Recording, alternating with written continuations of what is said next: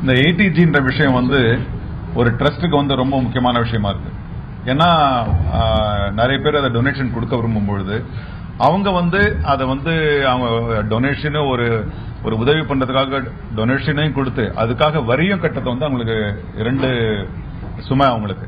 So இந்த எந்த ட்ரஸ்டா இருந்தாலும் ஏடிஜி வாங்கி வைக்க வேண்டியது ஒரு கடமை, ஒரு அதிமுக்கியமான கடமையாகுது. இப்போ நடிகர் சங்கத்தில் வந்து அந்த ஏடிஜி அந்த வசதி இருந்திருக்கு.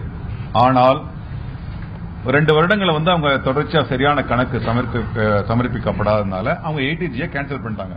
எங்களுக்கு என்ன பெரிய சுமையாயிடுச்சுன்னா இந்த மழை வரும்பொழுது நிறைய பேர் வந்து தென்னிந்திய நடிகர் சங்கத்துக்கு வந்து ட்ரஸ்ட்டுக்கு வந்து கொடுக்க முற்பட்டாங்க. அப்புறம் தயங்கி சொல்ல வேண்டியதா இருக்கு. இல்ல மன்னிக்கணும், எங்க கிட்ட ஏடிஜி இல்லைன்னும் போது வாட் ஏன் அப்படின்னு கேட்டாங்க. அப்புறம் குறைந்தது உங்களுக்கு எல்லாருக்குமே தெரியும், குறைந்தது ஒரு 6 மாத காலமாவது ஆகும் ஒரு ஏடிஜி வாங்கறதுக்காக. அது பெரிய ப்ராசஸ். ஆனா கார்த்திக் தம்பியும் அவருடைய ஆடிட்டரும் உட்கார்ந்து, தாமஸ் கந்தசுவாமி அவர்களும் உட்கார்ந்து அந்த நிலையை விளக்கி, இந்த சூழ்நிலையை விளக்கி 2-3 மணி நேரத்தில் வந்து அந்த ஏடிஜியை திரும்பி கொண்டு வந்தாங்க.